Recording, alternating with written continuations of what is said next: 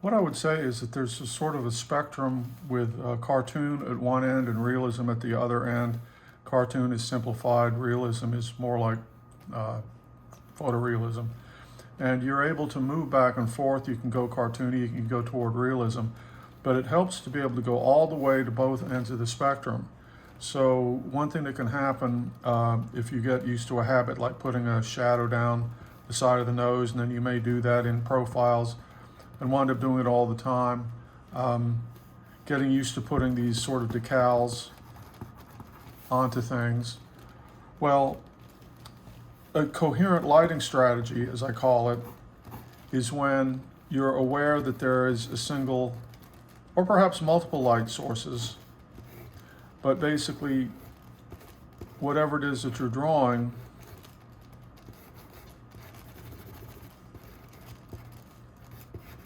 takes that into account, and things make logical sense. Now, if you do a drawing with coherent lighting where you know where the light is coming from and you know how it's affecting the figures, then you're going to get more three-dimensional realistic figures. And of course, it depends how realistic you want to go. But one way to figure out the realistic lighting is, say, for example, if you want to do lighting on a head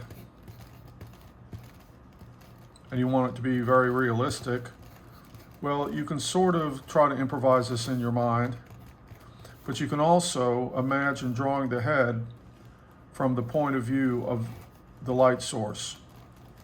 So if the light source is down here and you draw the head from the point of view of the light source, then what you'll see is that everything in this drawing that is hidden becomes shadow in the other drawing.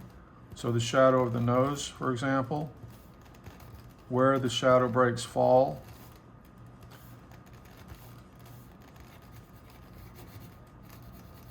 now this is an extra step in creating a drawing, but what it'll do is it'll give you a realism that you could not have gotten any other way. And you can do the same thing with figures. A figure like this, well, what does that figure appear like from the perspective of the light source? So anyway, it kind of means that you have to create two drawings, or at least get adept at thinking about seeing things from the point of view of the light source. So a lot of the drawings you've done, the panels and the pages and things like that, there are black areas here, black areas there, shadow here, shadow there, but they're not related logically necessarily to each other.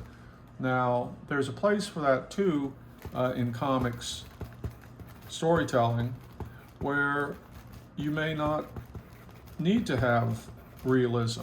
You may need shapes to push, blacks to push shapes forward, or for other reasons and things like that.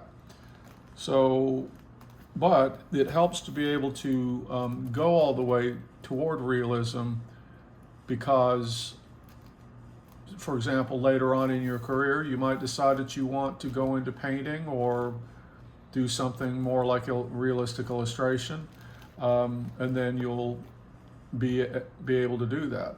So basically, it's good to be able to operate anywhere on the spectrum of simple cartoon and realism. So I'll leave it there.